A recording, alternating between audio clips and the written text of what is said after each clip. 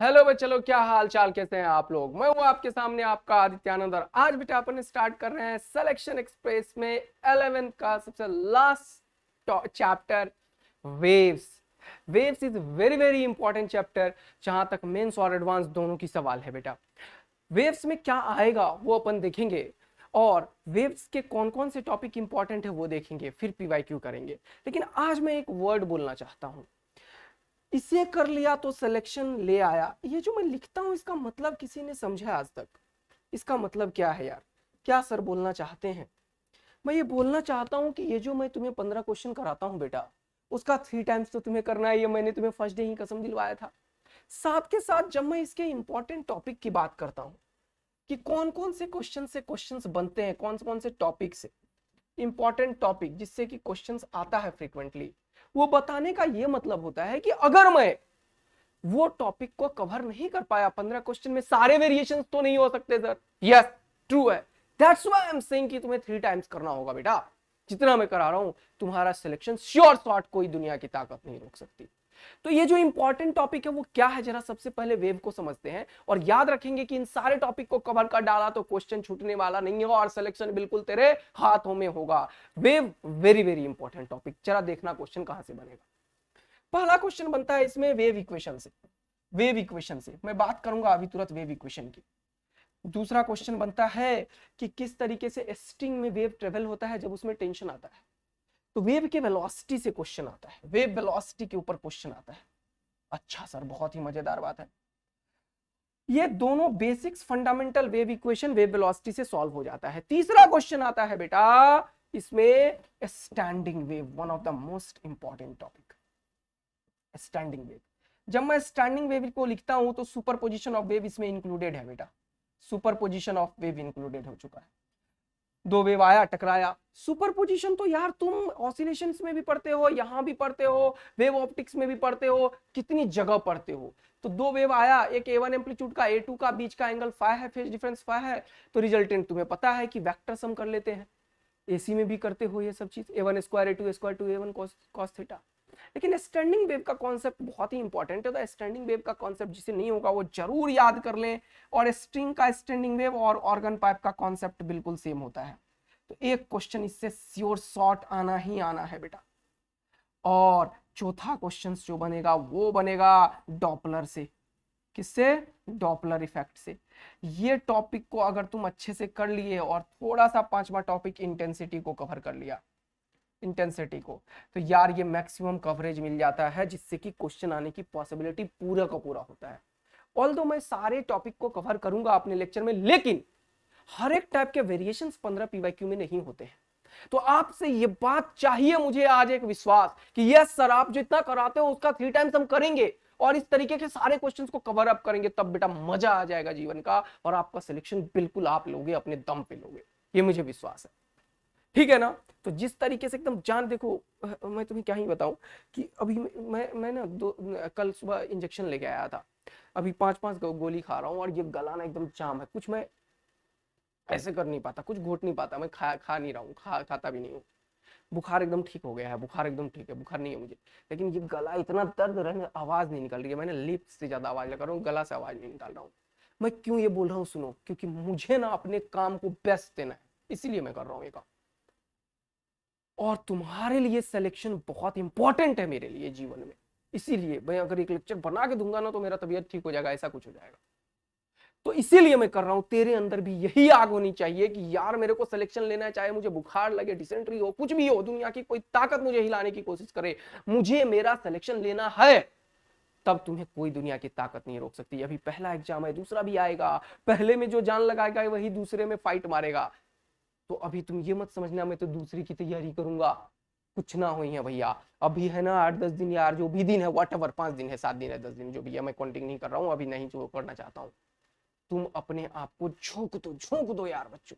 देखो तुम, मजा आएगा तुम्हें जीवन जीने में। तो आई होप कि आपको मेरी बातों से समझ में आया होगा। मैं चाहता हूं कि आप जस्ट पे योर 100%, बिल्कुल सिलेक्शन लोगे। तो चलो शुरुआत करते हैं इसी के साथ। फर्स्ट क्वेश्चन ये रहा आपके सामने। यस सर, 2021 का पूछा गया क्वेश्चन। देखो कैसे एक बेसिक कॉन्सेप्ट पे स्टैंडिंग वेव का क्वेश्चन है। स्टैंडिंग वेव का भी इक्वेशन तुम्हें याद होगा अगर तो इस तरीके के फॉर्मेट में होता है। जनरल इक्वेशन इसका इस तरीके का होता है 2a cos kx into sine omega T. ये एक जनरल इक्वेशन है जिसमें कि ये मैं कॉन्सेप्ट बता रहा हूँ, अभी कॉन्सेप्ट, क्वेश्चन को छोड़ चुका हूँ मैं। मुझे दिखा स्टैंडिंग वेव, तो स्टैंडिंग वेव का कॉन्सेप्ट ये है कि उसका वेव इक्वेशन ऐसा होता है, दो वेव जो रिफ्लेक्शंस के बाद, एक कोई रिफ्लेक्शन है यहाँ पे, मान लो एक वेव आया और ये इससे टकराया तो ये रिफ्लेक्शंस बैक कर देता है, रिजिड मीडियम से टकराने के बाद फेज में चेंज आता है, तो ये वेव और ये वेव दोनों आके जब मिलता है तब जो एक नया वेव बनता है उसे स्टैंडिंग वेव बोलते हैं। कॉन्सेप्ट देखें अगर आपको जरा सा भी इसमें अभी क्लियर नहीं हुआ तो एक इधर से जाता हुआ वेव, एक इधर से जाता हुआ, एक दोनों को वेव को मिला के जो वेव इक्वेशन बनता है वो ये होता है। इसमें ये टी के फंक्शन को बोलते हैं ऑसिलेटिंग फंक्शन और ये सारे को बोलते हैं एम्पलीट्यूड फंक्शन। यानी कि कभी मैं बोलूं कि वेव का एम्पलीट्यूड क्या है तो ये सारा एम्पलीट्यूड होता है। जिस डिस्टेंस पे ये जाता है उसे एक्स बोलते हैं, उस एक्स को रखोगे तो उस एक्स के जगह पे वेव का कौन सा पार्टिकल का डिस्प्लेसमेंट है वो बता देता है। अगर अभी तक जितना बोला उसमें इतना भी डाउट है, इसका मतलब आपको स्टैंडिंग वेव नहीं आता है, तो आप प्लीज जाके स्टैंडिंग वेव पढ़ें जो आपको लेक्चर मिला है, जहां से भी फ्री लेक्चर, उम्मीद से पढ़ें या फिर अपना पास मंजिल से पढ़ें, कहीं से पढ़ें बेटा, मंजिल 1.0 से पढ़ें, 2.0 से पढ़ें, लेकिन स्टैंडिंग वेव पढ़ें। अगर आपको ये सब जो बोला वो नहीं आया तो क्वेश्चंस आ जाएगा। ये कॉन्सेप्ट है, इसे एम्पलीट्यूड बोलते हैं। नोड क्या होता है, जहां पे एम्पलीट्यूड ऑफ द वेव, ये जो स्टैंडिंग वेव है, जहां पे एम्पलीट्यूड जीरो हो उसे नोड बोलते हैं, इसे नोड बोलते हैं, इसे नोड बोलते हैं। तो अगर दो एंड को फिक्स कर दिया तो वेव, सपोज करो कि बेसिक फंडामेंटल में ऑसिलेट कर रहा है तो ऐसे वेव बनता है। तो यहाँ पे देखो y क्या है, जीरो है, तो y क्या है, जीरो है। जहां पे वेव बिल्कुल रुका हुआ होता है इसीलिए इसका नाम स्टैंडिंग है, उस पॉइंट पे y जीरो होता है, इसको नोड बोलते हैं, और जहां पे मैक्सिमम होता है उसे एंटी नोड बोलते हैं। ये दोनों नोड है, नोड पे y जीरो होता है। क्वेश्चन को पढ़ते हैं, बोल रहा है two travelling wave produces a standing wave. सही बात है, एक वेव और दूसरा वेव दोनों मिलके ही स्टैंडिंग वेव पैदा करता है, represented by the equation this. बहुत मजा आया। The node closest to the origin, origin के क्लोजेस्ट वाला नोज की बात कर रहा है जो कि ग्रेटर देन एक्स को रिप्रेजेंट कर रहा है, मतलब इसकी बात नहीं कर रहा, किसी की भी बात कर रहा है, करने दो। लेकिन ये तो पता है ना, नोड जब बनेगा तो उसका डिस्प्लेसमेंट कितना होगा, जीरो, यानी कि उसका एम्पलीट्यूड कितना होगा, जीरो। हाँ सर, यानी कि जब भी कभी नोड की बात करेगा तो उसका एम्पलीट्यूड जो होगा वो ऑसिलेशन वाला वो कितना हो जाएगा, जीरो हो जाएगा। तो बोल रहा है किस एक्स पे नोड बनाएगा दूसरा वाला ओरिजिन के आगे पे, तो वो एक्स बता दो। बहुत मजेदार बात है। तो तुम्हें पता है एम्पलीट्यूड ये है, इसमें एक्स है, क्योंकि ये नोड की बात किया है, नोड के लिए ये y का वैल्यू जीरो होगा, मतलब ये जो चीज है वो जब जीरो होगा तभी नोड बनेगा। और इसके बदले इस क्वेश्चन में क्या लिख रखा है, यहां से लेके यहां तक लिख रखा है, देखो ये हो गया 2a का वैल्यू ये है, a का वैल्यू नहीं है 2a का, cos k और x का वैल्यू ये है, और sin ओमेगा t, तो sin ओमेगा t को तो देखना ही नहीं है यहाँ पे। हाँ सर, और ये सारा का सारा चीज में ये एम्पलीट्यूड है, तो ये जब जीरो हो जाएगा तो 1.0 mm इंटू कॉस। तुम्हें पता है 1.57 को दुनिया क्या बोलती है, पाई को बोलती है दुनिया 3.14, तो 2 पाई को दुनिया क्या बोलेगी, मल्टीप्लाई कर दो 6.28। पाई बाय 2 को दुनिया क्या बोलेगी, इसको 2 से डिवाइड कर दो, 2 1 जा 2, 1.57। तो ये मैथ्स वाले बच्चों को ये खूब आता है। तो पाई बाय ये 1.57 दे के तुमसे ये जानना चाह रहा है कि ये पाई बाय 2 है, तुम्हें पता तो है ना। तो यहाँ पे 1.57 को मैं लिख दिया पाई बाय 2, और यहाँ पे लिख दिया x, centimetre inverse into x. ये किसके बराबर है भैया, ये सारा चीज जो है वो जीरो के बराबर है, क्योंकि ये नोड को रिप्रेजेंट कर रहा है, नोड को। तो ये इसके नीचे गया, जीरो हो गया, यानी कि cos something is equal to zero. तो मैं इसे लिख सकता हूँ cos pi by 2 into X is equal to zero, और cos का जीरो होता है कितने पे, cos पाई बाय 2 पे। तो ये cos और cos निपट गया, pi by 2 X is equal to pi by 2, तो x इज इक्वल टू हो गया 1। यूनिट किस में आएगा वो तुम खुद बताओगे, क्योंकि ये सेंटीमीटर इनवर्स में है, नीचे है सेंटीमीटर, उधर जाएगा तो क्या होगा 1 सेंटीमीटर, यानी कि ये 1 सेंटीमीटर के ऊपर नोड देगा जो कि ओरिजिन से 1 सेंटीमीटर आगे निकालेगा।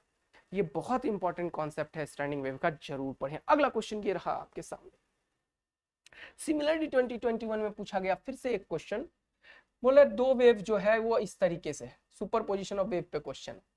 ठीक है sir, a1 sin k into X minus B T, a2 sin k into X minus B T. Wave equation को लिखने का ये भी एक तरीका होता है।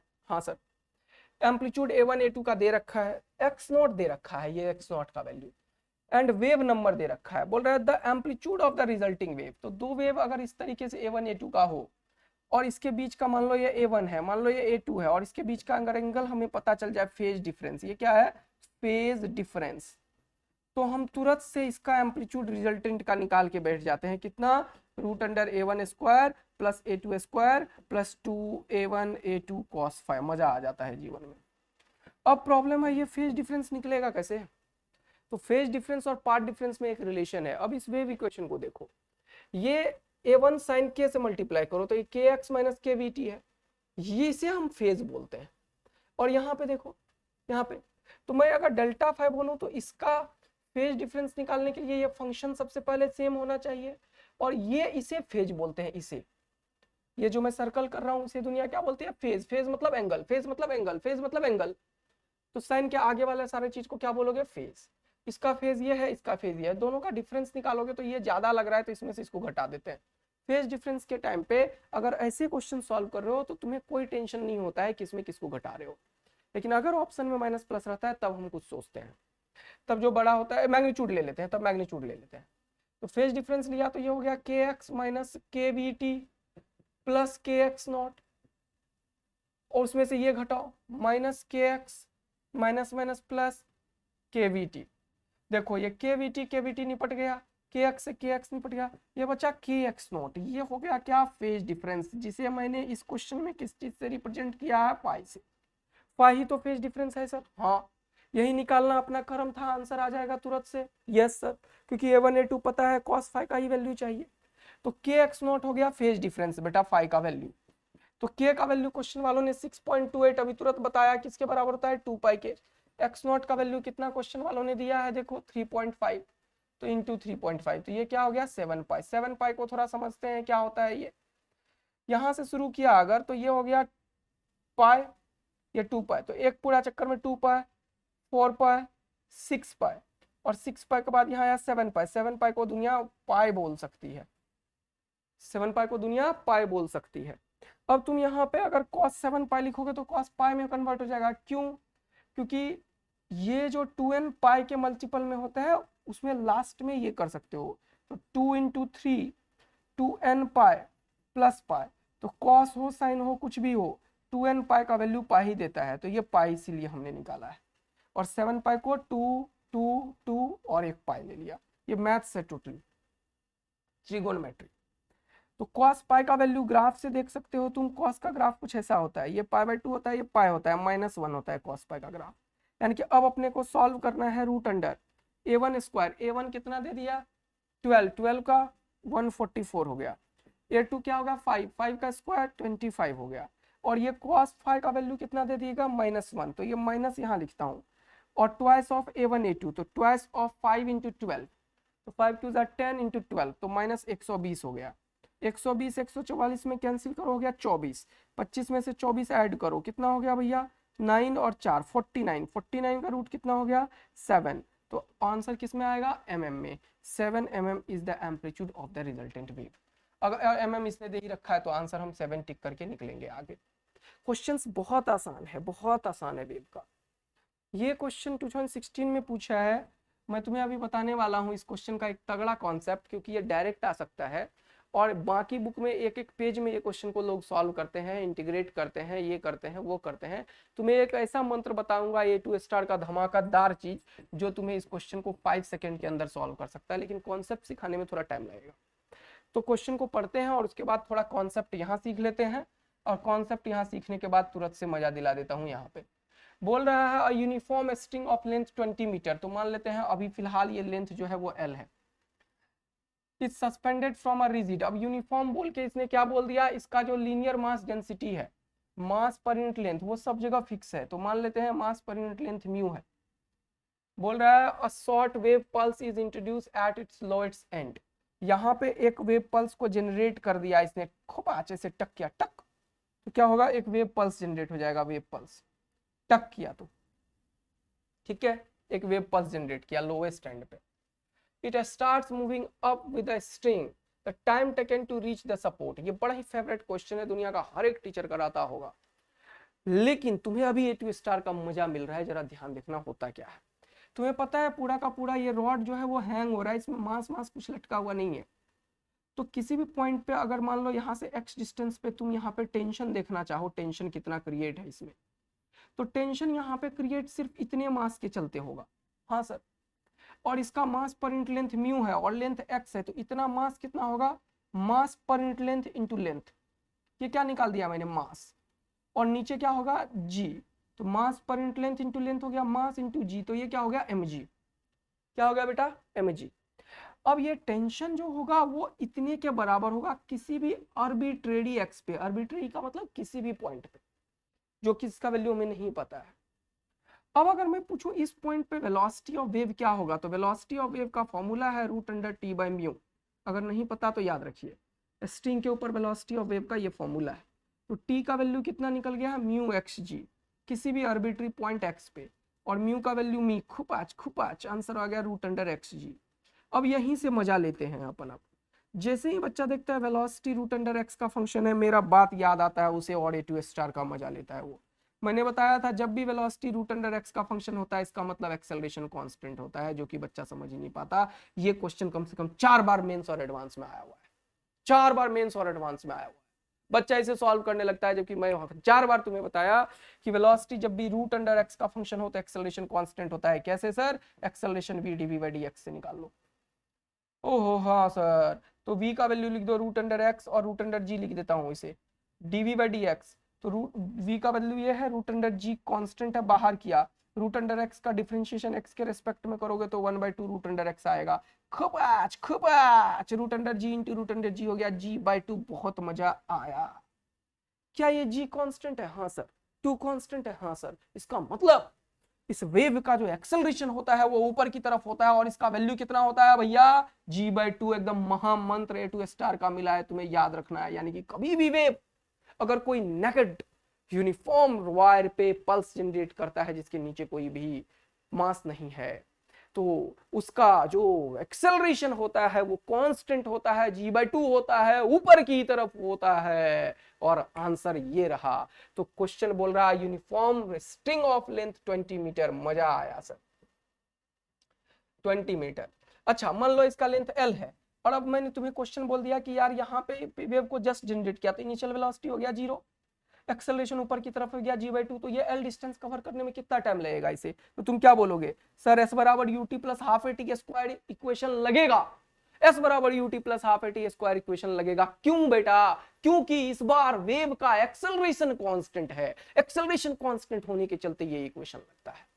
तो s बराबर ut, s कितना l, ut कितना 0 प्लस हाफ a कितना g/2 इंटू टी स्क्वायर। ये टी का वैल्यू निकालते हुए मजा आता है, 2 2 जा 4l/g, तो 4l/g का रूट अंडर, तो ये हो जाएगा 2√l/g। एकदम बच्चा लोग इसे एकदम याद रखता है जिसे सिलेक्शन होना होता है, और उसे A2 स्टार भी याद आता है कि भाई सर ने बताया था कि एक्सेलरेशन कांस्टेंट होता है। तो more than one correct option पे बहुत बार ऐसे क्वेश्चंस टैकल किए जाते हैं जिसमें 3-4 ऑप्शन बनाया जाता है। तो क्वेश्चन बोल रहा था uniform string of length 20 metre. बहुत मजा आया, एल का वैल्यू 20 मीटर।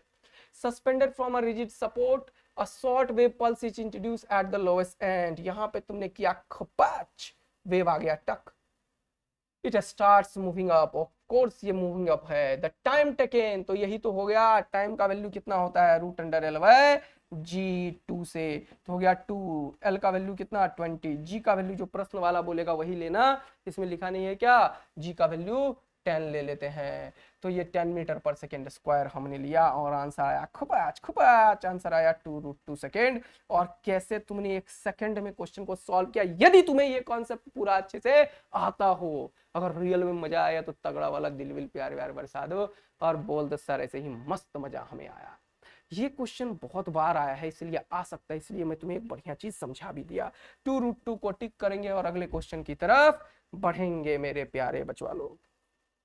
बोल रहा है फिर से एक क्वेश्चन वेव इक्वेशन से, बहुत ही अच्छा क्वेश्चन जो कि बच्चे मैक्सिमम छोड़ते हैं। पानी पी नहीं पाता हूँ, मुंह सूख रहा होता है, समझ नहीं आता है क्या करा जाए, गले में घुटाता ही नहीं,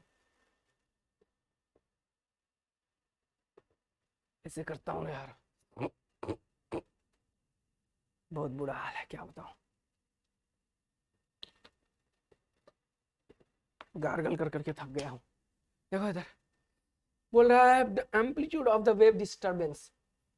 अब तुम वेव की बात कर रहा है और दिख रहा है वेव इक्वेशन है। अरे ये गलत लिख दिया यार, अरे ये गलत लिख दिया, इसको ठीक करो यार।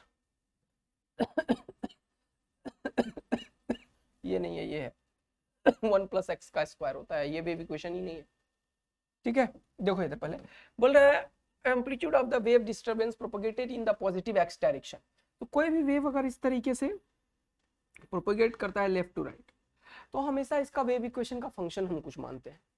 तो वेव इक्वेशन का फंक्शन कोई भी हो इस दुनिया में, वो हमेशा ax माइनस बी टी के फॉर्मेट में होगा या ax प्लस बी टी के फॉर्मेट में होगा। ये वाला लेफ्ट टू राइट, ये राइट टू लेफ्ट, इस तरीके का फॉर्मेट में होगा। मतलब x के कॉफिशिएंट में भी कुछ होगा और b के कॉफिशिएंट में भी कुछ होगा। ये जनरली ओमेगा को रिप्रेजेंट करता है और ये जनरली k को रिप्रेजेंट करता है, जिसे वेव इक्वेशन बोलते हैं। ठीक है बेटा, ऐसे वेव बनते हैं। वेव कभी भी इन्फिनेटिव को अप्रोच नहीं करना चाहिए, इसका भी ख्याल रखा जाता है। इसीलिए यहाँ पे देखो, अगर ये ऐसा होता, ये 1/1 + x का होल स्क्वायर, तो x का वैल्यू -1 रखते तो समथिंग बाय 0 इन्फिनेटिव को अप्रोच करता है। इसलिए मैं तुरंत से बोल दिया कि ये वेव इक्वेशन नहीं हो सकता। 1/1 + x का होल स्क्वायर कभी वेव इक्वेशन नहीं हो सकता। अगर इस चीज में किसी को दिक्कत है तो यार तुम्हें बेसिक्स, एकदम बेसिक ऑफ वेव इक्वेशन पढ़ना पड़ेगा कि वेव इक्वेशन होता है क्या है, कैसे बनते हैं, कैसा फॉर्मेट होता है। तो कोई भी wave equation ax minus B T या प्लस बी टी के फॉर्मेट होता है। लेफ्ट टू राइट जाने वाला वेव माइनस बी टी के फॉर्मेट होता है, राइट टू लेफ्ट जाना वेव ये वाला इक्वेशन में होता है। के वेव नंबर होता है, ओमेगा जो होता है वो क्या होता है, एंगुलर फ्रीक्वेंसी होता है। बेसिक वेव इक्वेशन समझ आया। बोल रहा है the amplitude of the wave disturbance is propagated x direction is given by this at time t = 0। शुरुआत में वेव का हालत ऐसा था। अब तुम सोचो कि वेव का हालत ऐसा कैसे बना होगा। अभी तो फिलहाल सर आपने बताया कि वेव इक्वेशन कुछ इस फॉर्मेट में होना चाहिए, यानी कि अगर ऐसे फॉर्मेट का वेव देखोगे तो तुम्हें पता चलेगा, जो वेव पढ़े होंगे वो तुरंत बोल दिए होंगे हाँ सर ये इस तरीके से होना चाहिए, ax माइनस बी टी का होल स्क्वायर होना चाहिए। ये जनरल इक्वेशन है वेव का, ये जनरल इक्वेशन है वेव का, ये जनरल इक्वेशन है वेव का। हाँ सर बहुत मजेदार बात है। अब जरा ध्यान से बात को आगे बढ़ाते हैं। अब देखना ध्यान से, इसने बोला कि t = 0 में वेव ऐसा है, तो t को जब 0 करते हो, यहाँ पे जब 0 करोगे तो ये हो जाएगा 1/1 + kx का होल स्क्वायर, यानी कि a का वैल्यू 1 है। क्वेश्चन वालों ने ये हमें बता दिया क्योंकि ये सीधा x स्क्वायर है, इसका वैल्यू अभी मुझे मिला नहीं है। तो अनदर जो जनरल इक्वेशन से मुझे एक चीज का ज्ञान हुआ वो ये हुआ कि वेव इक्वेशन हमारा जो है वो एक्चुअल में ऐसा है 1/1 + x माइनस। अब जब x सीधा फिक्स हो जाता है तो अभी तुरंत तुमने यहाँ पे देखा है कि वेव इक्वेशन का फॉर्मेट कुछ ऐसा है। देखो ये देखो x माइनस, यानी कि x के पीछे कुछ भी नहीं है। जब भी x के पीछे कुछ नहीं होता है तो हमेशा ये x माइनस बी टी के इक्वेशन को रिप्रेजेंट करता है। यानी कि अब ये सब किसी अब समझ में आएगा जिसे थोड़ा वेव इक्वेशन का कुछ भी आइडिया हो। और मैं हिंट भी ले रहा हूं, यहाँ पे देखो सीधा दिख रहा है, यानी कि x के पीछे तो कुछ है ही नहीं सर यहाँ पे। हाँ, इसका मतलब ये x माइनस बी टी के फॉर्मेट का इक्वेशन है। यस, तो यहाँ से दूसरा ज्ञान की प्राप्ति हुई। ये जनरल बात है कि ये 1/1 + x minus we T represent हो रहा होगा। अब ये जनरल इक्वेशन वेव का होगा जिसके बारे में ये बात कर रहा है। अगर इसमें t = 0 रखेंगे तो और इसका स्क्वायर भी होगा, 1/1 + x² मैच कर जाएगा। इस क्वेश्चन वालों ने जो बोला वो सही आया है। दूसरा पढ़ते हैं। अब ये बोल रहा है, फिर से बोल रहा है y = 1/1 + x - 2 का होल स्क्वायर है t = 1 सेकेंड पे। अब t = 1 सेकेंड पे तुम वेव को चेक करो, t = 1 सेकेंड पे वेव को चेक करो तो वेव क्या होगा। ये बड़ा अच्छा क्वेश्चन था इसीलिए कराने लगा।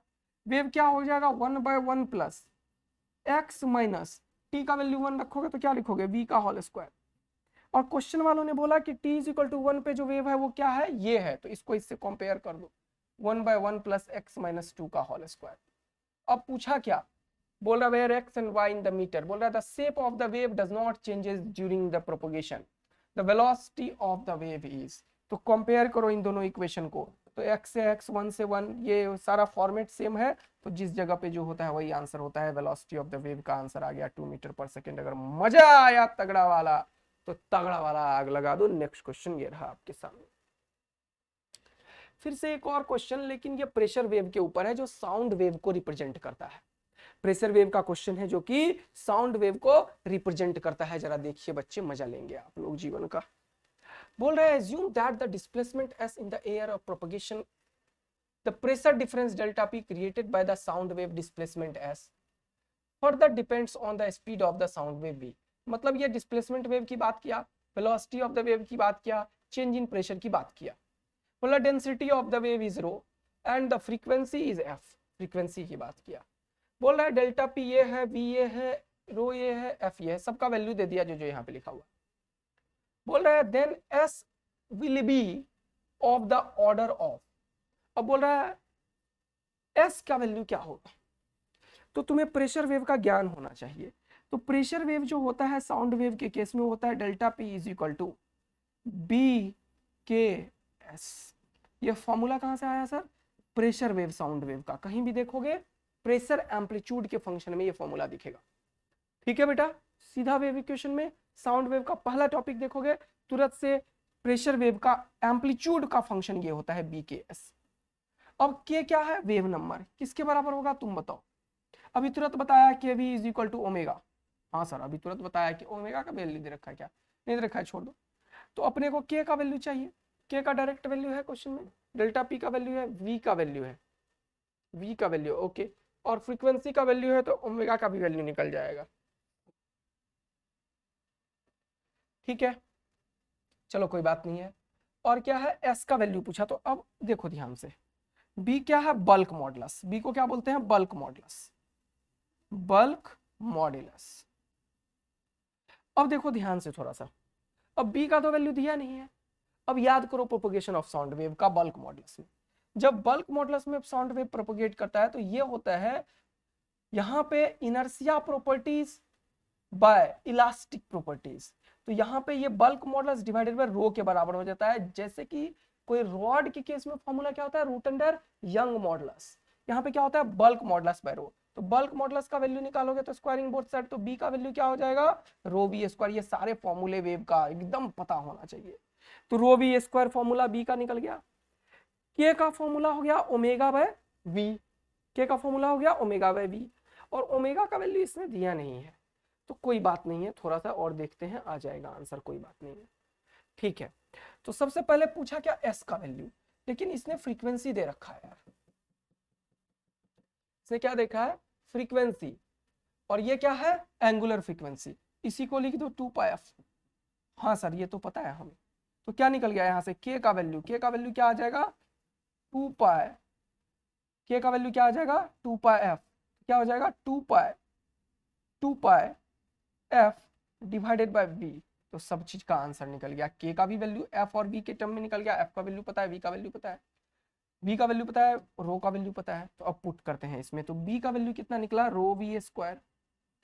के का वैल्यू कितना निकला, 2 पाई एफ बाय वी, और ये एस तो निकालना अपना कर्म और धर्म था, ये हो गया डेल्टा पी। अब क्वेश्चन वालों ने यहाँ पे क्या पूछा है बेटा, एक वी से भी खत्म हो गया, पूछा है क्या, एस का वैल्यू, इस एस का, एस यहाँ पे रखोगे तो ये सबको नीचे कर दो, तो एस का वैल्यू क्या हो जाएगा, delta P divided by rho V into 2 pi F. Answer निकल गया, ये लो। डेल्टा पी का वैल्यू कितना रखोगे, 10, वी का वैल्यू कितना रखोगे, 300, रो का वैल्यू कितना रखोगे, 1, ये हो गया 2 पाई, फ्रीक्वेंसी का वैल्यू कितना 1000, और ये 2 पाई। अब रुको, यहाँ पे क्वेश्चन एक और बोल रहा है S will be the order of, order of पूछा है, तो यहाँ पे कुछ एस्टिमेटेड वैल्यू भी निकालना पड़ेगा हमें। और बोल रहा है take the multiplicative constant to be 1। मेरे ख्याल से ये एक मल्टीप्लिकेटिव कांस्टेंट है, जैसे कि मुझे लग रहा है अंदाजा। तो ये 2 पाई के वैल्यू को ये 1 मान सकता है, क्योंकि ये मल्टीप्लिकेटिव कांस्टेंट है, किसी चीज से मल्टीप्लाई हो रहा है, बाकी कहीं भी मल्टीप्लिकेटिव कांस्टेंट नहीं है। मल्टीप्लिकेटिव कांस्टेंट का मतलब जिस चीज से तुम मल्टीप्लाई कर रहे हो। इसका मतलब मुझे ये चीज समझ में आया है क्वेश्चन को सॉल्व करने के बाद कि ये वाला चीज का वैल्यू 1 ये एक्सपेक्टेड है, तो सॉल्व करने का बनेगा। 2 पाई को छोड़ दो, डेल्टा पी का वैल्यू कितना है भैया, 10। ये मैं सॉल्व इसीलिए कर रहा हूँ क्योंकि मुझे भी पता चल जाएगा, गड़बड़ी ना हो रहा हो भाई। रो का वैल्यू 1, वी का वैल्यू कितना हो गया 300, और एफ का वैल्यू कितना हो गया 1000। अब मेरे पास 2 पाई यहाँ रख रखा हूं मैं जान के, क्योंकि इसको 1 कर दूंगा बाद में। जब ऐसे किया आंसर mm में है और अभी तो SI यूनिट में है, निकाल रहे हो क्या, एस डिस्टेंस को मेजर करता है, मतलब मीटर में है, अभी मीटर को mm में करने को तो मिली सेंटी डेसी मीटर, तो 1000 से मल्टीप्लाई करना पड़ेगा। अब ये किस चीज में बदल गया है, mm में, तो 1000 से 1000 तो कैंसिल आउट हो गया सर, हाँ 0 से 0 कैंसिल आउट हो गया, ये हो गया 1/30। अब 1/30 हो गया और यहाँ पे 1/2 भी बचे बगल में है, लेकिन इसका वैल्यू तो 1 है, कोला टेक मल्टीप्लिकेटिव कांस्टेंट एज 1, तो यही था मल्टीप्लिकेटिव कांस्टेंट। 1/30 कोई ऑप्शन है क्या, 1/30 10 नहीं होता, ये नहीं होता, ये नहीं होता, इसका मतलब 3/100, 3/100 होता है। जैसे कि 30 से लगभग लगभग दोनों तरफ 3 से मल्टीप्लाई डिवाइड कर दो तो ये लगभग लगभग क्या हो सकता है, 3/90, तो ये 3/90 लगभग लगभग 100 हो सकता है। तो इसीलिए आंसर 1 टिक करके चलेंगे। बहुत बेहतरीन क्वेश्चन जो कि बहुत एग्जाम्पशन एजम्पशन पे बेस्ड है। इस चीज का एक्चुअल मतलब भी था टेक मल्टीप्लिकेटिव कांस्टेंट एज 1, क्योंकि मल्टीप्लिकेटिव कांस्टेंट और कुछ था भी नहीं। तो ये चीज दिमाग में एकदम ध्यान रखना कि क्वेश्चन में कुछ भी करवा सकता है, दिमाग खोल के सॉल्व करना आना चाहिए। यस सर, नेक्स्ट क्वेश्चन ये रहा आपके सामने।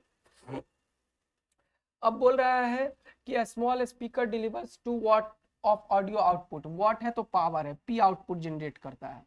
स्मॉल बोल दिया, इसका मतलब ये पॉइंट सोर्स की भांति बिहेव करेगा, तो पावर जो होगा वो स्फेरिकल रीजन में आएगा, ये हमने 1000 बार थ्योरी में पढ़ा।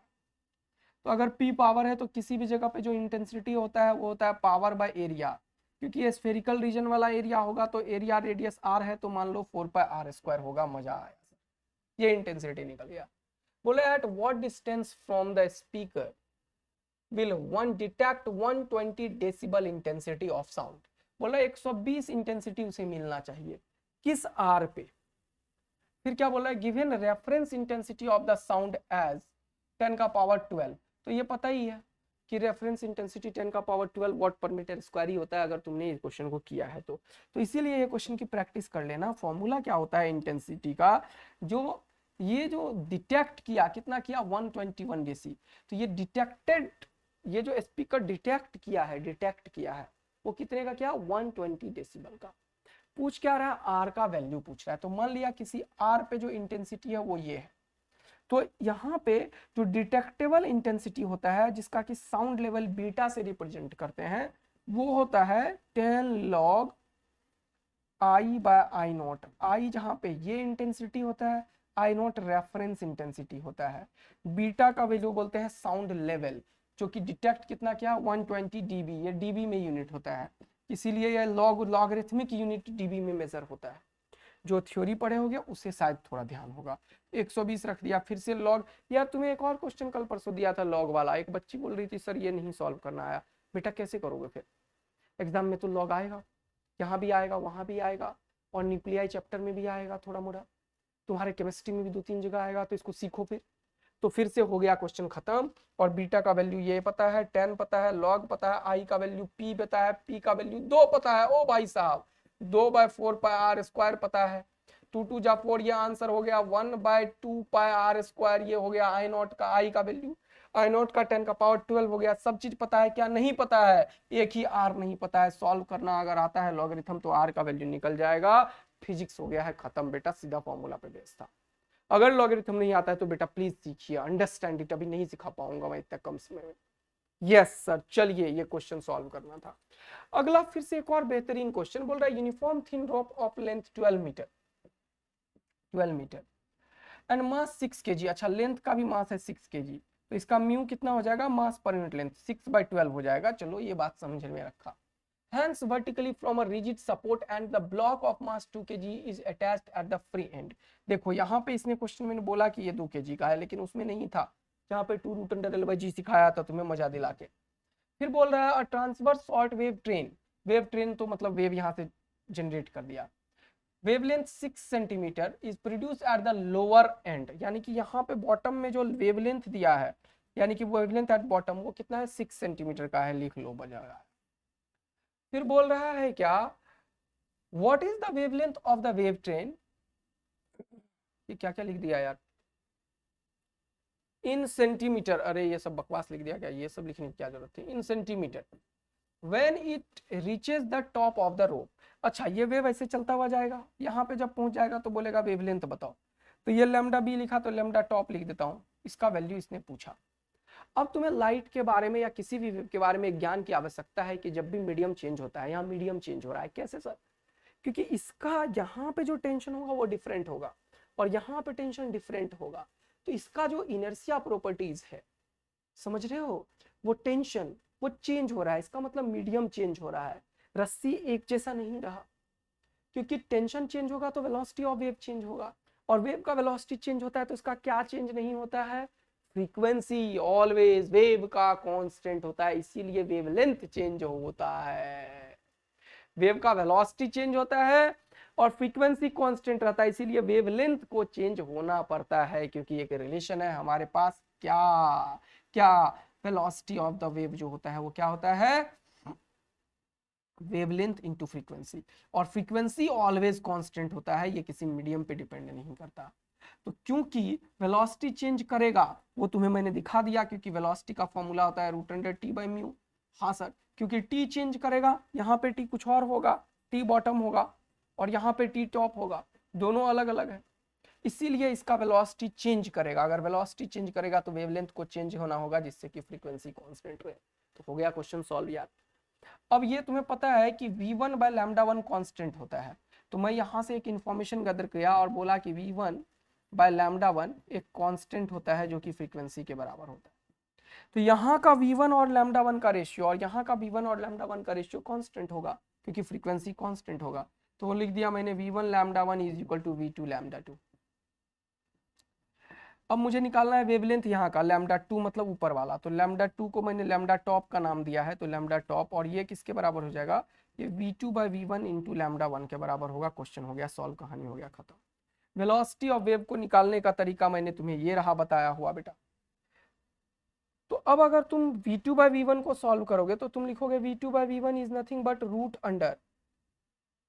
√T2/μ, म्यू तो कांस्टेंट है, बाय √T1/μ। अब ये टोटल के अंदर रूट कर दो तो ये म्यू और म्यू निपट जाएगा, ये √T2/T1 हो जाएगा। हाँ सर, अब इसको जब तुम सॉल्व करोगे तो T2 का क्या मतलब है? इस वाले पॉइंट पे टेंशन, इस वाले पॉइंट पे टेंशन ये 2 kg भी लगाएगा और ये 6 kg का भी है, 6 kg का है, ये भी लगाएगा, तो यहाँ पे 8 kg के मास के चलते टेंशन लगेगा।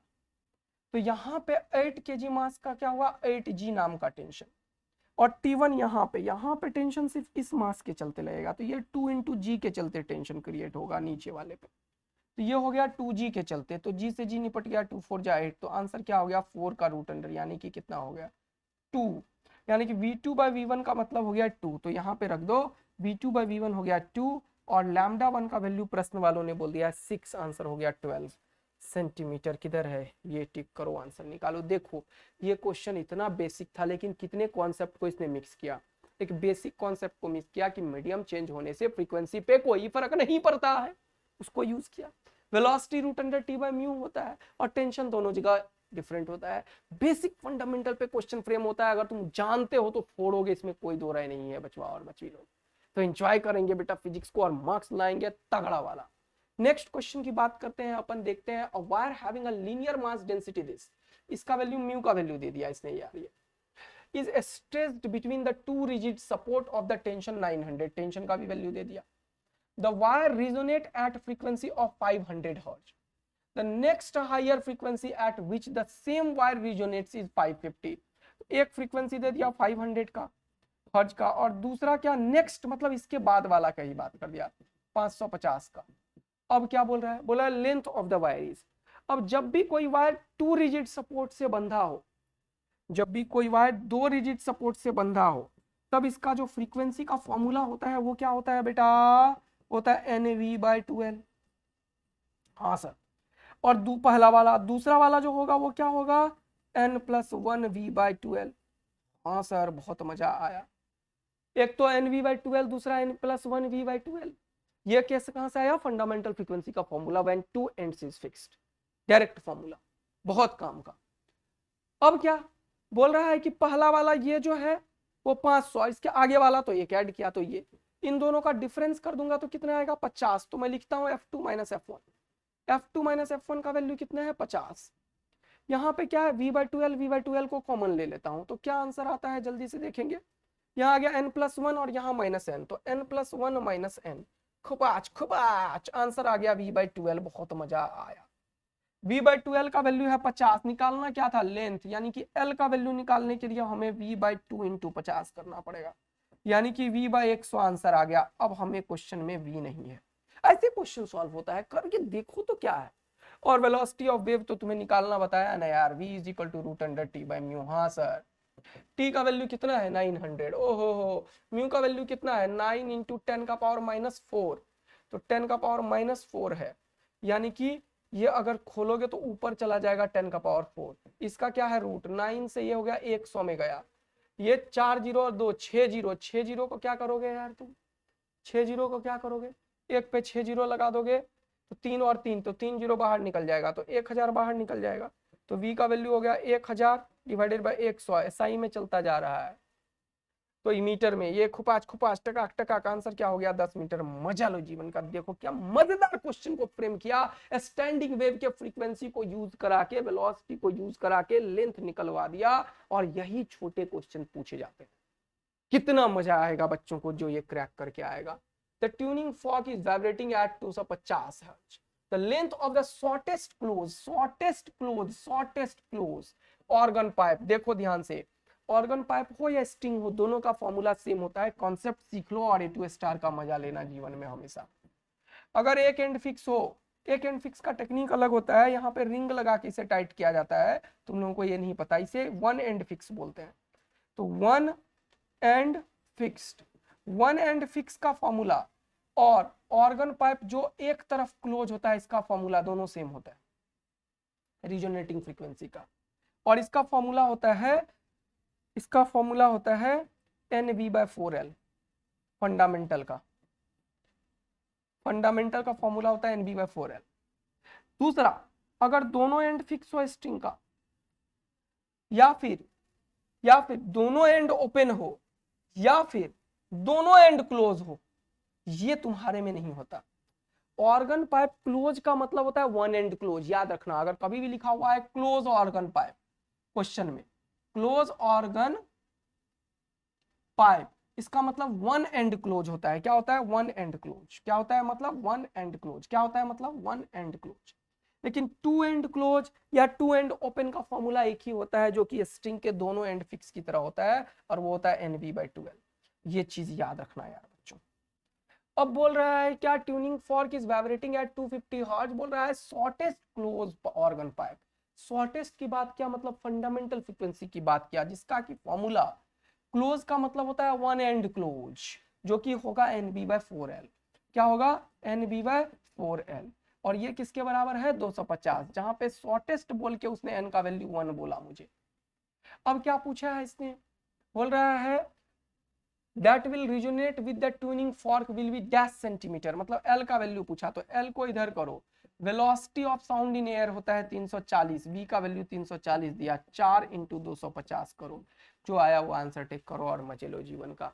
फ्रीक्वेंसी ये रहा, NV/4L के बराबर हो गया। L इसने निकालने को बोला, V का वैल्यू 340 से हो गया, 25 × 4 कितना हो गया 100, तो आंसर हो गया 340/1000। क्वेश्चन सेंटीमीटर में पूछा है, निकल किस में रहा है एसआई में, तो क्या करोगे इंटू 100, मिली सेंटी डेसीमीटर है ना, मिली सेंटी डेसीमीटर, तो क्या इससे मल्टीप्लाई करोगे 100, खुपाच टकाक टकाक टकाक टकाक, आंसर कितना हो गया 34 सेंटीमीटर। क्या तुम देख पा रहे हो कि बहुत ही आसान और सड़ा हुआ क्वेश्चन 2021 में पूछ रहा है, तो अब क्या कोई नया पूछ देगा क्या।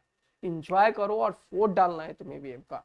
अगला क्वेश्चन बेटा ये रहा, बोल रहे हैं the end corrections of the resonance column. अब सुनो ध्यान से, एंड करेक्शन का कॉन्सेप्ट सिखा देता हूं। If the shortest length of resonating with the tuning fork is 10 centimeter, the next resonating length will be the end correction of the resonance column। अब देखो एंड करेक्शन का कॉन्सेप्ट क्या है, देखो shortest length of the resonating with tuning fork 10 centimetre, next resonating length. देखो अब ये देखो शॉर्टेस्ट लेंथ तो यही होगा, ऐसी में होगा, ओपन में शॉर्टेस्ट लेंथ नहीं होगा। इसमें होगा, तो ये क्या होगा, इस तरीके से क्लोज होगा, इस तरीके से क्लोज होगा, है ना। सबसे छोटा तो ये होता है। क्यों सर, जरा समझो, पूरा का पूरा वेव की बात करोगे तो पूरा का वेव ऐसा होता है, ऐसे यहां से शुरू। वेव कैसा होता है वो देखो, यहां से शुरू होता है, ऊपर गया, फिर नीचे आया, जो कि मैंने ऊपर गया और फिर नीचे आया, आधा बनाया, फिर ऊपर जाएगा और फिर यहां आएगा। ये कंप्लीट वेव का फॉर्मेशन करता है, जिसका कि वेवलेंथ लैम्डा के बराबर होता है। ये कंप्लीट वेवलेंथ बनाता है जो लैम्डा लैम्डा के बराबर। इसने बोला शॉर्टेस्ट, शॉर्टेस्ट कभी भी ऐसे ओपन में नहीं हो सकता, क्योंकि यहां से यहां तक का मतलब एक जगह क्लोज और एक जगह बंद, तो एक जगह क्लोज और एक जगह ओपन। ये इतने की बात कर रहा है, इतना छोटा सा का, यानी कि ये टोटल है कितना, लैम्डा। तो ये आधा यहां से लेके, एक वेव यहां से शुरू हुआ, अगर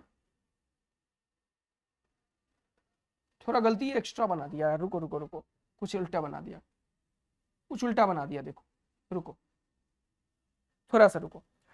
देखो कोई भी वेव जो है, इसको समझो क्या बताना चाह रहा हूं। यहां से शुरू हुआ, ऐसे गया, ऐसे गया, ऐसे आया, फिर यहीं पे आया, तो ये पूरा का पूरा एक वेव है। और ये वेव है, तो यहां से यहां तक को हम लैम्डा बोलेंगे। हाँ सर। और ये जो चीज है, ये आधा, ये हो जाएगा कितना, लैम्डा बाई 2। और उससे भी शॉर्टेस्ट में ये हो जाएगा लैम्डा बाई 4। ध्यान से सुनना।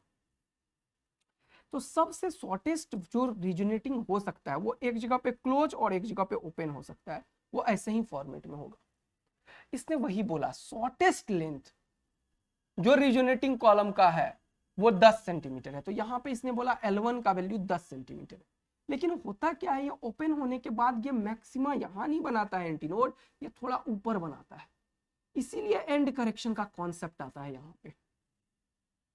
तो फॉर्मूला में तुम जब लिखते हो कि कोई ऑर्गन पाइप का, ये तो सर वन एंड क्लोज है, वन एंड क्लोज का फॉर्मूला होगा NV/4L। हाँ, तो यहां पे n का वैल्यू 1 है, क्या लिखोगे, V/4L1। अच्छा, इसका फ्रीक्वेंसी क्या हो जाएगा, f, ये फॉर्मूला होगा। लेकिन इस बार L नहीं लेके क्वेश्चन में क्या होगा, L1 प्लस E। ऐसा क्यों, क्योंकि ये वेव में एंड करेक्शन का इसने मेंशन किया है। ओके सर, बोल रहा है next resonating length should be. अब तुम्हें यहां ध्यान से देखो, ये जो L1 लेंथ होगा वो किसके बराबर होगा, लैम्डा बाय 4 के बराबर होगा, क्योंकि वेव यहां से निकल के यहां तक आया है और फ्रीक्वेंसी क्वेश्चन में दिया नहीं, तो ये फॉर्मूला चलेगा नहीं। तो फॉर्मूला कौन सा चलेगा, ये L1 plus E total length हो जाएगा। तो मैं प्लस को हटा के क्या लिखता हूं, L1 plus E is equal to lambda by 4। कहानी खत्म, इक्वेशन 1। L1 का वैल्यू इसने बोला 10 और एक बोला एंड करेक्शन, तो ये हो गया 11। लैम्डा का वैल्यू निकल गया 44। ये लो, ये मजा दे दिया तुरंत से। बोल रहा है इसके बाद क्या होगा, है तो ये क्लोज ही ऑर्गन पाइप। तो क्लोज ऑर्गन पाइप का फोटो दोबारा से देखते हैं कैसे होगा। क्लोज ऑर्गन पाइप में यहाँ पे तो ओपन एंड ही बनाएगा और यहाँ पे क्लोज, तो एक बार क्लोज, फिर वे ऐसे जाके एक बार क्लोज और दूसरी बार ओपन बनाया होगा। ओपन, फिर ओपन, फिर ओपन और फिर क्लोज, ऐसा ही बनेगा। अब इसको थोड़ा सा संग से समझो, ये कितना वेव है, यहां से यहां तक का वेव है और यहां से आधा ओपन वाला वेव है, यानी कि यहां से यहां तक का ही तो वेव है। हाँ सर, तो यहां से यहां तक का वेव क्या होगा, आधा, क्योंकि ये टोटल कितना है, लैम्डा। हाँ, ये लैम्डा बाय 2 और ये लैम्डा बाय 4, तो lambda by 2 plus lambda by 4 कितना हो जाएगा, lambda by 2 plus lambda by 4 कितना हो जाएगा, 2 से मल्टीप्लाई, 2 से मल्टीप्लाई, तो ये हो जाएगा 2 लैम्डा और लैम्डा 3 लैम्डा बाय 4। तो यहां पे हमें क्या समझ में आ गया है कि अब जो क्वेश्चन बनेगा वो 3 लैम्डा बाय 4 का होगा। और इसका वैल्यू क्वेश्चन वालों ने पूछा हमें, लैम्डा का वैल्यू हमने 44 निकाला, यानी कि नेक्स्ट लेंथ जो होगा वो 3/4 इंटू लैम्डा, लैम्डा का वैल्यू 44। आंसर आ जाएगा कितना, कितना 33। लेकिन हो गया है क्वेश्चन गलत, 33 ऑप्शन नहीं है। अगर ऑप्शन होता तो मजा आ जाता भाई लोग, क्योंकि अभी तुमने फिर से एंड करेक्शन को छोड़ दिया है भैया, यानी कि अभी ये L2 नहीं है, ये L2 प्लस E का वैल्यू है 33। अगर मजा आए तो A2 स्टार का लाइन लगाना और दिल विल प्यार व्यार बरसाना बचवा लोग। L2 का वैल्यू आ जाएगा 33 माइनस E का वैल्यू 1, यानी कि 32 सेंटीमीटर। बोलो क्या मस्त मजा आया क्वेश्चन करके। एंड करेक्शन का कॉन्सेप्ट भी समझा दिया मैंने तुम्हें इसी तरीके से बचवा और बचवी लोग। क्लियर है ना। नेक्स्ट क्वेश्चन ये रहा आपके सामने, बोल रहा है granite rod 60 centimetre length is clamped at the middle point, middle point पे किसी रॉड को फिक्स किया है, याद रखना है। It's set into longitudinal vibrations, the density of the granite is this, density दे रखा है रो, एंड यंग मॉडुलस दे रखा है, वेलोसिटी निकल गया कितना, यंग मॉडुलस बाय डेंसिटी, अभी तुरंत वेलोसिटी निकल गया। बोल क्या रहा है, granite rod of length 10 centimetre 60, what will be the fundamental frequency of the longitudinal vibration? अब अगर कोई यहाँ पे पकड़ के रखा हुआ है तो वाइब्रेशन कुछ ऐसा होगा, यहाँ पे नोड बनेगा और यहाँ पे एंटी नोड। ये टोटल लेंथ कितना बोल दिया 60, जब ऐसे देखोगे वेव को, यहाँ ओपन और यहाँ ओपन, तो ये कितना है भैया λ/2 के बराबर है। अरे कितना है भैया सर, λ/2 के बराबर है। ये कैसे पता, अभी तो पीछे ही सब बता रहा था। λ/2 का वैल्यू इसने 60 बोला, लैम्डा का वैल्यू 120 हो गया, यूनिट क्या है सेंटीमीटर। बहुत मजा आया, बहुत मजा आया, बोलो बेटा अब क्या है सर। अब पूछा क्या है इसने, what will be the fundamental frequency of the, ये कौन सा पाइप होगा भैया, क्लोज या ओपन। सर दोनों एंड क्लोज तो है नहीं, ये ओपन की तरह बिहेव करेगा, ओपन की तरह बिहेव करेगा, तो इसका जो आंसर आएगा वो हो जाएगा NB/4L। बहुत मजा आएगा सर। तो v का वैल्यू यहां से निकालो, कोई दिक्कत ही नहीं है, और लैम्डा वंडा का वैल्यू भी नहीं चाहिए हमें, तो 4 और l का वैल्यू, अरे यार ऐसे ही क्वेश्चन सॉल्व हो गया। v का वैल्यू यहां से निकालो और 4 और l का वैल्यू 60 दे दिया, मजा ले लो जीवन का, कोई दिक्कत की बात नहीं है। फॉर्मूला पुटिंग आंसर गेटिंग, क्या समझ में आया बच्चा लोग। देखो कैसे यंग मॉडुलस ये सब देख के बच्चा ऐसे क्वेश्चन को छोड़ के आता है जिसे तुम दमादम करोगे, लेकिन ऐसे कम से कम 30 60 90 क्वेश्चन की प्रैक्टिस जरूर कर लेना प्यारे नन्हे मुन्ने, तभी अपना सिलेक्शन उठा पाएंगे। चलिए नेक्स्ट क्वेश्चन की तरफ बढ़ते हैं। बोल रहा है pipe open at the both end as a fundamental frequency F, दोनों एंड ओपन है भैया। पाइप कैसा है, दोनों एंड ओपन है।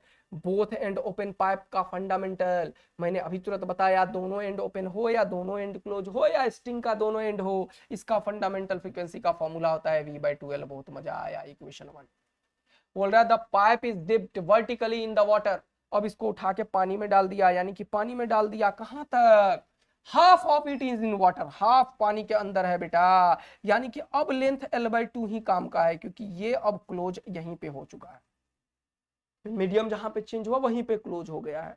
लेकिन अब ये क्लोज्ड ऑर्गन पाइप की तरह बिहेव करेगा, फ्रीक्वेंसी जो नया वाला होगा उसके लिए फॉर्मूला V/4L यूज होगा, लेकिन L का वैल्यू L/2 होगा, 2 2 जा 4 होगा, यानी कि Fn का वैल्यू V/2L हो जाएगा सर। वाह वाह वाह, पूछा क्या, बोले the fundamental frequency of the air column is now, यानी कि अब भी V/2L और पहले भी V/2L, यानी कि Vn भी F के बराबर होगा। अगर सही में मजा आया इस क्वेश्चन से तो तगड़ा आग लगाना। और नेक्स्ट क्वेश्चन की तरफ बढ़ते हैं। अब यार डॉपलर इफेक्ट से क्वेश्चन योर शॉर्ट आना ही आना है, तो डॉपलर इफेक्ट से एक सेकंड रुको यार, ये क्या हो गया, ओ भाई साहब रुको रुको रुको यार, गड़बड़ हो जाएगा बेटे। ये 3 डॉपलर इफेक्ट के क्वेश्चंस हैं, इसको देखेंगे। मेरा इन्वर्टर एकदम से लो शो कर रहा है तो कुछ दिक्कत हो रहा है, यानी कि कहीं से पावर ऑफ हुआ है, तो हो सकता है कि एकदम से ऑफ हो जाए और सारा कुछ खराब हो जाए। तो अभी तो मैं लेक्चर भेज रहा हूं तुम लोगों को, ये 3 क्वेश्चंस को अपन कवर करेंगे। डॉपलर इफेक्ट के क्वेश्चंस होते हैं ये सब, ठीक है। और थैंक यू बच्चा लोग। तो यहाँ के बाद अपन काम करेंगे। एकदम से लाइट चली गई है और इन्वर्टर लो शो हो रहा है, तो ये खत्म हो जाएगा मुझे लग रहा है यार, पता नहीं क्या हो रहा है। एक सेकंड में चेक तो कर सकता हूँ इतना जल्दी, ये क्या हो रहा है, नहीं गड़बड़ हो जाएगा, बच्चों को लेक्चर नहीं जा पाएगी क्या। ओ भाई साहब, नहीं हो गया, अब नहीं होगा।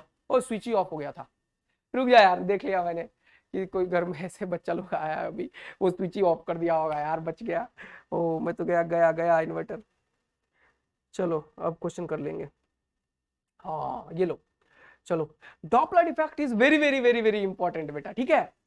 तो डॉपलर इफेक्ट अगर बहुत ही इंपॉर्टेंट है देखो यार, दिमाग कितना, मैं 1 सेकंड के अंदर चेक किया सारा स्विच को, नहीं तो अभी मुझे लगा कि गया, इतना सारा रिकॉर्डिंग सब खत्म हो जाता है, पता है ये सब खत्म, सीधा ऑफ, ये बैठ जाएगा, वो बैठ जाएगा, वो बैठ जाएगा सब, ठीक है। चलो, तो डॉपलर इफेक्ट एक बहुत ही इंपॉर्टेंट टॉपिक में से एक है, जिससे श्योर शॉर्ट क्वेश्चन आने की संभावना बहुत ज्यादा है। पढ़ते हैं क्वेश्चन को। बोल रहा है 2 cars X and Y are approaching each other with velocity 36 and 72। तो 36 को 5/18 से मल्टीप्लाई कर दो तो कितना हो गया, 18 2 जा, ये हो गया 10, और यहाँ पे 72 रखोगे तो 18 4 जा, तो 4 5 जा 20, यानी कि ये 10 और 20 मीटर पर सेकंड में क्वेश्चन आ गया। बोला कार एक्स यहां से जा रहा है और कार वाई जो है अप्रोचिंग ईच अदर, यानी कि वाई जो है वो इधर आ रहा होगा। बोला the frequency of the whistle sound as emitted by the passenger in the car X, यानी कि ये इमिट किया मतलब ये सोर्स है और ये सुन रहा है, ये ऑब्जर्वर है। Heard by the passenger in car Y is 1320 hertz.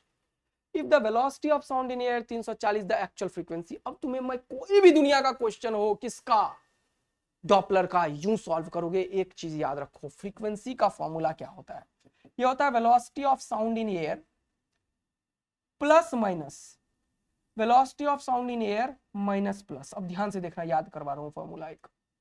ये एपरेंट फ्रीक्वेंसी है जो सुनता है, तो एफ डैश लिख देता हूं। अब तुम बताओ कि वेव तो सब जगह है यार, रेड एफएम यहां चला दो तो 93.5 रेड एफएम चलने लगेगा, लेकिन उसकी ट्विनिंग करोगे तब। ट्विनिंग कौन करेगा, मैं, ऑब्जर्वर जिसे सुनना है। इंपॉर्टेंट वेव है या इंपॉर्टेंट ऑब्जर्वर है किसी वेव को समझने के लिए, ये सोच के बताओ कौन इंपॉर्टेंट है। वेव तो एवरीवेयर है सर, वेव निकाल दिया, वेव पूरा का पूरा एनवायरनमेंट में प्रोपोगेट हो रहा है, लेकिन क्या तुम्हें सुनाई दे रहा है गाना अभी नहीं। मैं एक फ्रीक्वेंसी को ट्यून करने वाला रिसीवर लाऊंगा, ट्यून करूंगा तब होगा। यानी कि इंपॉर्टेंट कौन है, ऑब्जर्वर। जो इंपॉर्टेंट होता है वो हमेशा ऊपर होता है, तो ऊपर क्या होगा, ऑब्जर्वर। यही गलती करता है बच्चा, जो बचा वो नीचे सोर्स। ऑब्जर्वर इंपॉर्टेंट है इसलिए प्लस में होता है, और सोर्स उससे कम का इसलिए माइनस में होता है, ये जनरल बात है। और फ्रीक्वेंसी निकाल रहे हो और इसका तो कोई यूनिट ही नहीं होगा, इसलिए फ्रीक्वेंसी, ये फॉर्मूला याद हो गया। अब सर प्लस माइनस क्यों लिखे हो, अगर नजदीक आ रहा है तो प्लस, अगर दूर जा रहा है तो माइनस। ये फॉर्मूला साइन कन्वेंशन के साथ वैलिड है, साइन कन्वेंशन के साथ वैलिड है। अगर ये याद कर लिए तो सारा का सारा चीज खत्म हो जाएगा। जैसे यहां पे ये भी इसके नजदीक आ रहा है, ये भी इसके नजदीक आ रहा है, तो इसका भी वैल्यू प्लस, इसका भी वैल्यू प्लस। ये प्लस और माइनस जो होता है कभी माइनस हो जाता है कभी प्लस, लेकिन होता है एक्चुअल में प्लस है। तो velocity of air plus velocity of observer by velocity of air minus velocity of source into frequency, ये जनरल फॉर्मूला है। लेकिन इसमें ये वीओ और वीएस में साइन कन्वेंशन लगाओगे अलग से, इसको अलग कवर कर देगा। अब यहाँ पे ये इसको अप्रोच कर रहा है तो ये भी प्लस है, ये इसको अप्रोच कर रहा है तो ये भी प्लस है। लेकिन सपोज करो ये इधर जाने लगता, ये इससे दूर जाता, तो इसका वेलोसिटी ऑब्जर्वर का माइनस लेते, तो एक माइनस यहाँ लगता तो फॉर्मूला ऊपर में माइनस हो जाता। यानी कि जो दूर जा रहा है जिससे वो माइनस, और ये इसके नजदीक आ रहा है अभी भी, अगर दोनों इधर ही चलता तो इसे प्लस ही लेते। अगर सपोज करो ये इधर जाता और ये इधर जाता तो ये भी माइनस में आता, ये भी माइनस में, यहाँ माइनस लेते तो माइनस आता, यहाँ माइनस लेते माइनस माइनस प्लस आता। इस तरीके से सारे परम्यूटेशन कॉम्बिनेशन जो होते हैं वो सॉल्व हो जाते हैं बेटा, तो क्वेश्चन सारा सॉल्व हो जाता है। तो ये टेक्निक भी सिखा दिया मैंने। फिलहाल क्वेश्चन ये है, और फिलहाल बोला इसने कि ये जो फ्रीक्वेंसी इसने सुना है वो कितना है 1320, तो लिखो 1320 इज इक्वल टू वीए का वैल्यू इसने बोला है कि साउंड एयर 340। बहुत मजा आया। अब देखो नजदीक आ रहा है तो ऑब्जर्वर कौन है, वाई।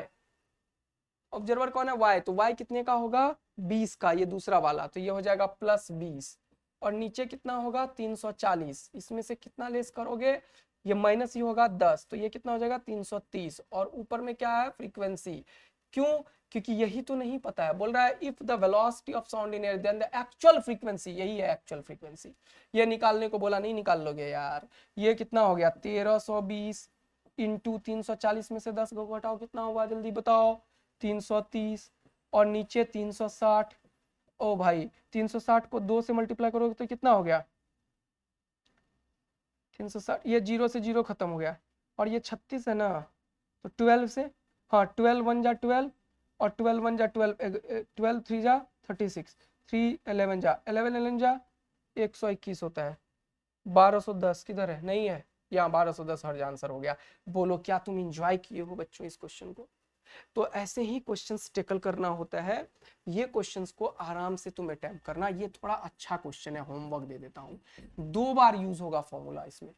एक बार ऑब्जर्वर जो होगा वो सोर्स बन जाएगा, एक बार सोर्स और ऑब्जर्वर बनेगा, एक फॉर्मूला यूज होगा, फिर सोर्स ऑब्जर्वर बनेगा, दूसरा यूज करना। चलो अगला क्वेश्चन, सेम क्वेश्चन है एज इट इज।